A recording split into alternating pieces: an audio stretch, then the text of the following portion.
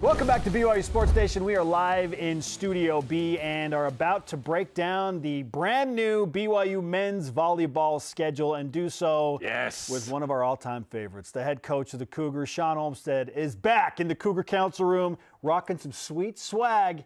Cougars run the state of Utah, Shawn. There we go. There's no men's volleyball. There's no greater team in Utah than BYU in men's volleyball. So there you go. Yeah. That's fresh stuff. Hey, we got the schedule now. Yeah, we're ready to go. Let's go. Yeah. Okay, let's break it down. So at Ohio State is a fun, you've kind of been playing them over the years, which is great. Kind of a newish team, D2, St. Thomas Aquinas at home, at Ball State, at UC Irvine. I know you and Niff want to play all the time, which is great. Yeah. Hawaii coming to Provo, Shawn. Yes. Hawaii is going to be awesome. UCSB at Concordia, that's a conference game. Barry. Who? The show on Max that I watched with Nope, great. not that one. Nope, they're D2 from Florida. USC at home. Harvard on a Saturday and a Monday at GCU, the Trent Mosier series. Stanford, which is the Gant Bowl with the two brothers. At UCLA, home Pepperdine, MPSF tourney. What do you make of this schedule? Because it looks like another good one.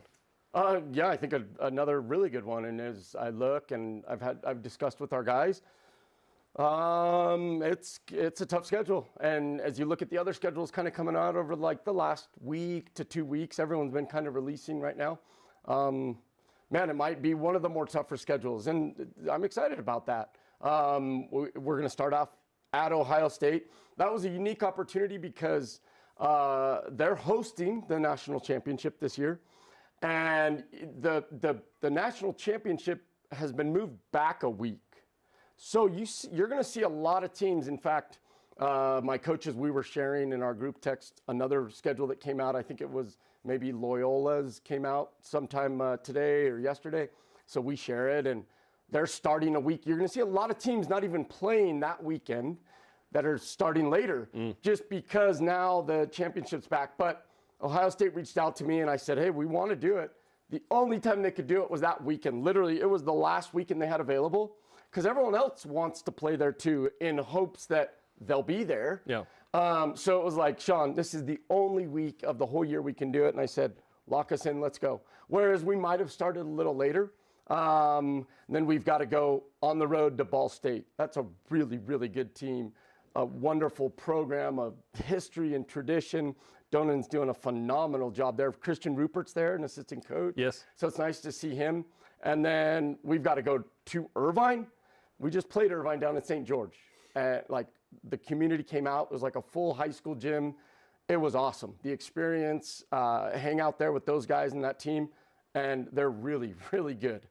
They've returned most of those guys that they had on that that Final Four team last year, and we've got to play them twice. And we've got to go to Irvine and have in the middle of our road trip, have a day off. It's rough, but we got to do it. But no, I mean, that's going to be tough. And then we've got Hawaii here. We've got a good Santa Barbara's always scrappy, always good. And then we've got our conference that we've got to go on the road to UCLA. Yep. On the road to GCU. Lost a lot of weapons, but a good program. Yeah, absolutely. And Worley's doing an awesome job there. Absolutely. And so we've got to go on the road to those teams, UCLA, GCU. I mean, it's not a walk in the park. I really believe this is one of the tougher schedules that any team in men's volleyball. There's a couple others that stood out, but the rest of them, I think our schedule is going to be tougher than most. Shawn, clearly you control a lot of this, and you push for a lot of this. So why seek out the more difficult schedule this year? What is the hope in doing so? Yeah, I mean, it's important that I put our guys in a position that we as a team get ourselves in a position where we can ideally be playing our best volleyball at the end of the season. That's what it comes down to. I don't think there's any volleyball team that's going to have an undefeated season. I don't know when we're ever going to see that, right? And so you want to be tested. I want to be tested on the road. 99 tried. 99 was, and unfortunately they got convinced to play a match in the Marriott Center. And which you will never do. Because then they did it, 2 or 3 years later, and I was there. Yep. and we lost. It didn't go well. Yep. So we've never won at the Marriott Center. So no, thank you. You know, I mean, basketball. I don't want to. You know, I don't want to outshine People you guys. ask me, and I'm like, Sean's not going to do it. No. But no, it's.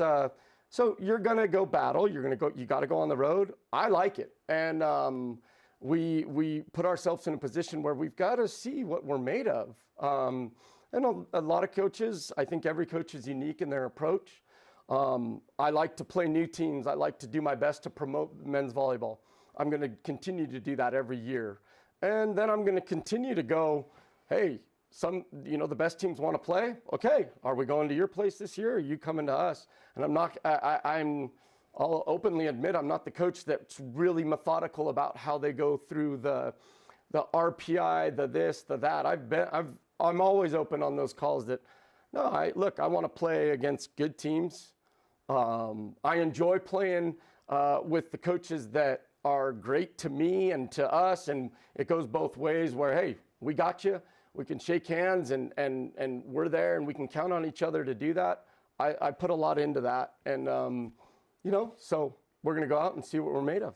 The game continues to grow mostly among Division II. So you're playing St. Thomas Aquinas, you're playing Berry. Yeah. You've gone to Mount Olive in North Carolina, home of pickles. Yeah. One of the greatest games ever. Right? Ever. Right? It was awesome. And everyone will say that. Davide, Gabby, those guys that were part of it. Loved it. That have played even at a sold-out Stan Sheriff. Dude, Coach Mount Olive. Yep. It was unreal. It was unreal. It was awesome. Great stories from there. Menlo and Vanguard are added to the MPSF this year, two D2 teams. But you weren't obligated to play them, apparently? Yeah. So they're trying to find out the perfect kind of scheduling arrangement, and so it was kind of unique how they did it. And so we like next year, for example, it's kind of going to be this changing this cycle of next year we may not play Concordia very likely, but we're going to have to play Menlo, and then the next year would be not Menlo and then Vanguard. Some rotation, but not everybody. And we can add it. We can always add, but we're not obligated. So I wanted to add. I want to help those teams. I want to grow those teams. But it's just, you've got to work it out amongst all the other things. And I'd love to play all of our conference opponents because I want to promote the MPSF. I want to give them an opportunity to promote their programs. Being new men's volleyball, why not? Why not get them there with you? You get the Star Wars, you get rolling, rocking, and they're now. They go from, who's Menlo or Vanguard to go, boom, we know them. Jarom talked about them.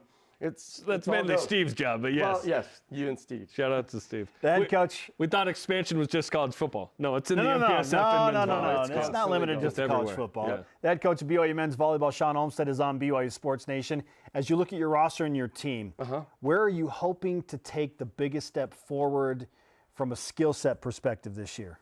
Yeah, I don't know if I want to, as you were proposing that, throwing out that question, I immediately, before you finished, thought, our biggest step forward, what I would hope is our biggest step forward, is some good depth, so that we can, whatever the circumstances be, in a match where we want to give guys other opportunities or we may need guys. Yeah.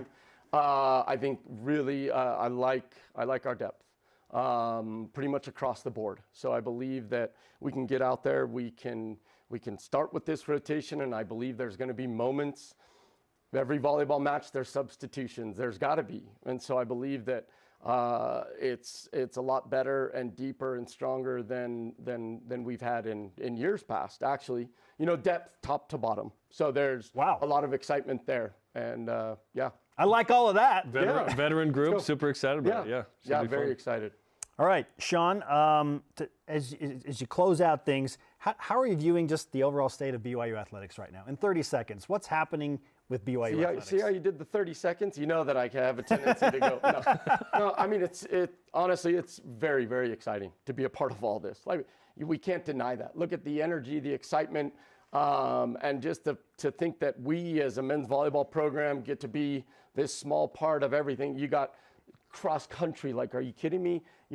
And Ed Eystone wins, Diljit wins. We've got basketball doing what they're doing. We've got Kalani and the football team with their program. We've got Heather going to NCAA tournament.